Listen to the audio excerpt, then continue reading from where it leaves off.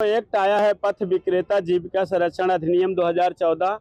उसके तहत जो एक्ट का अवहेलना हो रही है, यहाँ पे एक्ट को सही तरीके से आज 11 साल हो गए लागू नहीं किया जा रहा, और जो काम हो रहा है वो धक्केशाही से किया जा रहा है। कुछ लोग वेंडरों पर आरोप लगाते हैं कि वेंडर गलत हैं, लेकिन नगर निगम सबसे बड़ा गलत काम ये किया कि इन्होंने वेंडरों को जो वेंडिंग जोन दिया है, जो अभी सुप्रीम कोर्ट का ताज़ा फैसला आया है, उसमें वेंडरों को सुप्रीम कोर्ट ने बोला कि वेंडिंग जोन में बैठे। सुप्रीम कोर्ट अपनी जगह सही है, गलत नहीं किया, लेकिन गलत सिर्फ इस बात का है कि वेंडरों को जो साइड दी गई है वो उनको ड्रा के थ्रू अलॉटमेंट किया गया। जैसे मान लो मैं चंडीगढ़ 20 सेक्टर लगाता हूँ तो मुझे दे दिया ले जाके IT पार्क या 24 में दे दिया या 53 में।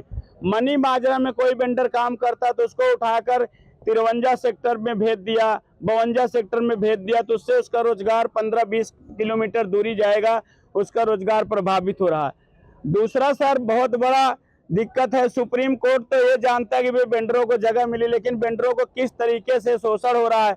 इसी तरह से मैंने भी अभी 1,45,000 रुपया नगर निगम ने पर मंथ 900 रुपये ब्याज लगा के मेरे से वसूल किया, और मैं सारी फीस जनवरी तक अब 2026 तक का जमा कराया।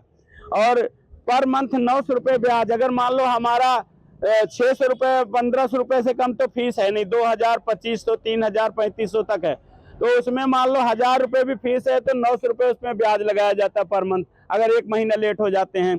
तो इस तरीके से वेंडरों को जो है इन्होंने डिफाल्टर बना दिया। डिफाल्टर बनाया, उनको भेज दिया वेंडिंग जोन, जहाँ रोजगार नहीं चला वो फीस नहीं भर पाए।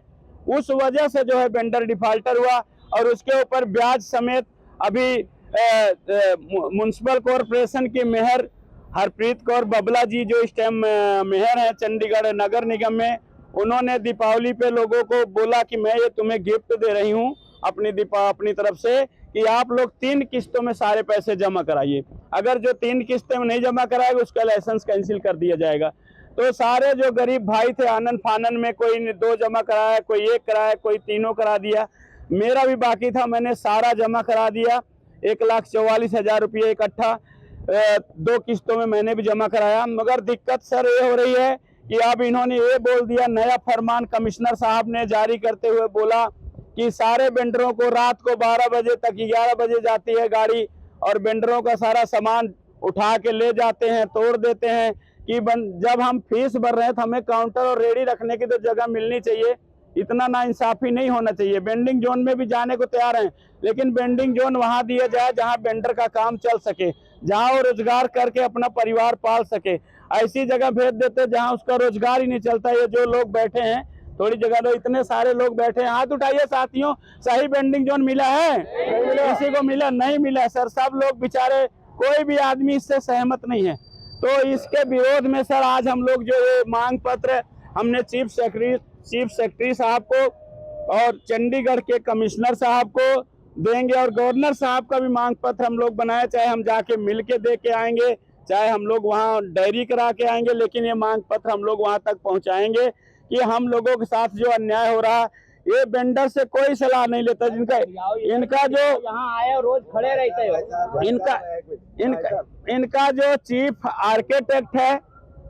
चीफ आर्किटेक्ट है, उन्होंने भी ना वेंडरों से सलाह लिया, ना वेंडर के प्रतिनिधियों से सलाह लिया कि पूछा हो सर कि आपका रोजगार क्या यहाँ चल जाएगा। और सर डरा के माध्यम से आप आज हम लोग कोई एक वेंडर दुकान लगाता तो ये सोच कर लगाता है सर कि मेरा यहाँ पे 50 दुकानें हैं या 100 लोग आते, मेरा रोजगार चलेगा, चाय का चलेगा, खाने का चलेगा, तो उसको उठा के एकदम हम ले जाके पीछे मार्केट के या आउटसाइड में कहीं भेज देते तो बेचारा कहाँ से रोजगार उसका चलेगा। इस वजह से हम लोग पैसा नहीं दे पाते, डिफाल्टर हो जाते हैं। तो इस तरीके से मेरे साथ भी हमारा सारा सामान पीछे, अब तो रिटायर हो गई भूपेंद्र कौर, मेरा सारा सामान उठा लिया, 3 बार मुझे काम नहीं करने दिया। मैं भी एक साल फीस नहीं भरा था, उसके बदले में 1 साल के बदले में 1,44,000 भरना पड़ा जुर्माना समेत मुझे। तो जबकि मैं पूरी फीस भरा हूँ पर मंथ, उसके बावजूद भी मेरे ऊपर फाइन डाल दिया कोरोना का 1,00,000 रुपया 44,000 वो मैं भरा। तो इस तरीके से जो गरीब आदमी है, जो बच्चे पालता है इतनी मुश्किल से इस हालात में सर, उसके साथ क्या गुजरता है गरीब आदमी, कितनी मुश्किल से अपने बच्चे पालता है। नौकरी है नहीं सरकार के पास, और जो रोजगार कर रहा है उसको छीना जा रहा है।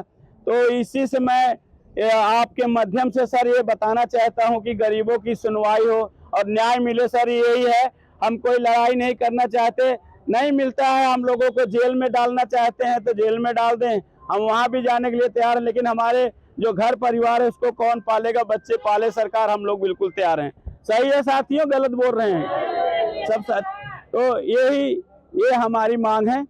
यदि आपकी मांग नहीं मानी जाती तो अगला कदम क्या है? मांगे नहीं मानी जाती तो अगला कदम सर हम लोग वहाँ टेंट लगा के नगर निगम कार्यालय के आगे बैठेंगे और नहीं वो वहाँ पर बैठकर हम लोग भूख हड़ताल करेंगे। अगर वो भी नहीं मानेंगे तो मरण व्रत पे बैठेंगे। जब तक हमारी मांगे नहीं मानी जाएगी हम लोग आंदोलन चालू रखेंगे सर, जारी रखेंगे। यही है साथियों, सब लोगों को ना, सभी सहमत है ना, जेल जाने के लिए तैयार हैं? तैयार है सभी साथी इसलिए तैयार हैं सर।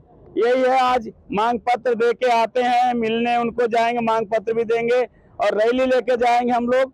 अगर SHO साहब बोल रहे हैं कि हम तुम्हारे मांग पत्र ले, उनसे टाइम ले लेते हैं, मिलवाते हैं, आपको लेके चलेंगे। बहुत अच्छे उन्होंने हमारे साथ बातचीत किया, बोला कि कोई बात नहीं, तुम लोग कुछ ऐसा ना करो। हम लोग शांतिपूर्वक सर अपने संविधान से बाहर ना होते हुए हम सब लोग आस्था रखते हैं संविधान पे। हम ईमानदारी इंसानियत के नाते हम लोग अपने बच्चों को पालने के लिए जो है ये हम लोग प्रोटेस्ट किए, नहीं तो हमें जरूरत नहीं था सर। यही है हमारी मांग है सर।